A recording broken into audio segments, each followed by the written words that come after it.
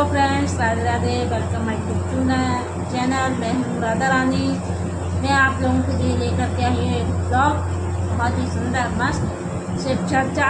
इसको आप लोग सुनेंगे तो बहुत ही आनंद आएगा आप लोगों को। और अगर आनंद आता है सुनने में तो आप लोग प्लीज़ एक लाइक, सब्सक्राइब, कमेंट करना बिल्कुल ना भूलें। एक प्यारा प्यारा कमेंट करते हैं भाई। श्री शिवाय नमस्कार, हर हर महादेव लिख के तो चलते हैं आप लोगों को शिव चर्चा पर ले चलते हैं। शिव चर्चा सुनेंगे आप लोग। बहुत ही अच्छी प्यारी शिव चर्चा है। पुरुषोत्तम मास शुरू हो चुका है। पुरुषोत्तम मास का पहला सोमवार है, तो इस माह में थोड़ी बहुत कथा की चर्चा हो जाए तो बहुत ही अच्छा होता है। जो आप लोग सुने, समझे और उसे ध्यान से देखें। पहला अध्याय है भगवान व्यास जी के प्रिय शिष्य सूत जी से शौनकादि ऋषियों ने आग्रह पूर्वक शिव पाठ सुनाने की प्रार्थना की। तो सर्वप्रथम सूत जी बोले, हे ऋषियों, आप सब लोग धन्य हैं। तो आप में शिव जी की उत्तम कथा सुनने की प्रीति हुई है। आपके सामने उत्तम शिव भक्ति बढ़ाने वाला तथा शिव को प्रसन्न करने वाला काल रूप, सर्प का नाश करने वाला रसायन रूप शास्त्र सुनाता है।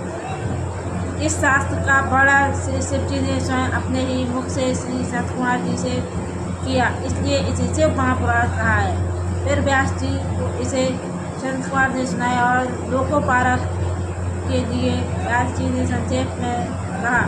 इसके श्रवण पठन और मनन से कलयुगी जीवों का मन शुद्ध होता है तथा शिव में भक्ति दृढ़ होकर शिवव्रत की प्राप्ति होती है।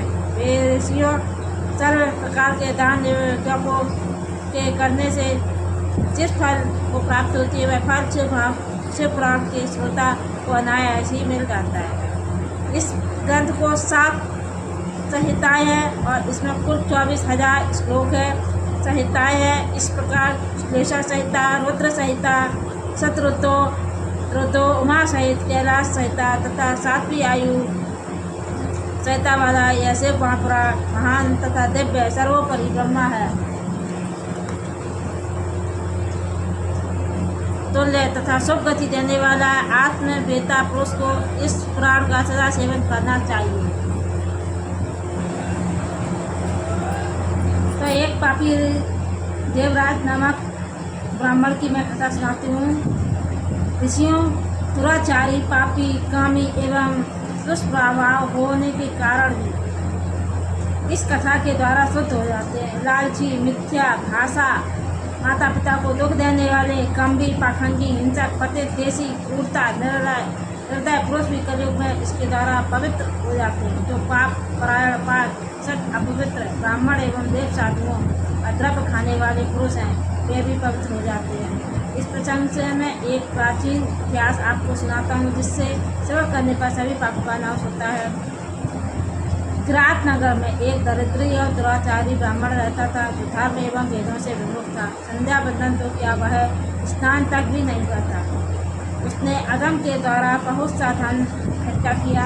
एक बार एक तालाब पर स्नान करने गया। वहाँ एक सोहावती नाम की वेश्या भी आई और उसे देखकर व्याकुल हो गया। वह वेश्या भी एक धनी पुरुष को अपनी ओर आकर्षित देखकर परम प्रसन्न हुई। वे दोनों परस्पर स्त्री पुरुष मानकर चिरकाल तक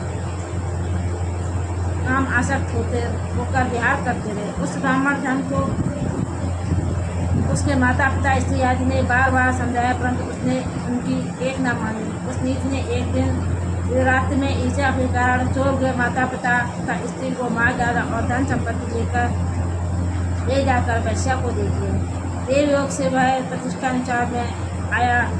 वहाँ उसके एक शिवालय देखा, जिसके अनेक साधुजन एकत्रित थे। वह ब्राह्मण वहाँ बीमार पड़ गया। इसी अवस्था में उसके एक ब्राह्मण के मुख से शिव जी को परम पवित्र कथा सुनी। 1 मास के अंतर वह देवराज नामक ब्राह्मण मर गया। यमदूत उसे पकड़कर यमपुरी ले गए। उसी समय शिवलोक में से शिव जी के दूत लिए भस्म लगाए, रुद्राक्ष धारण किए, उसे लेने यमलोक में पहुंच गए और यमदूतों से देवराज को छुड़ा दिया। फिर उसे दिव्य विमान पर चढ़ाकर कैलाश पर ले जाने लगे। उस समय यमपुरी में भारी कोलाहल हुआ। उसे सुनकर चंद यमराज वहाँ आए और साक्षात शिव के समान उनके 4 दूतों को देखकर उनको यथाविधि पूजा की। धर्मराज ध्यान के द्वारा सब कुछ जान गए।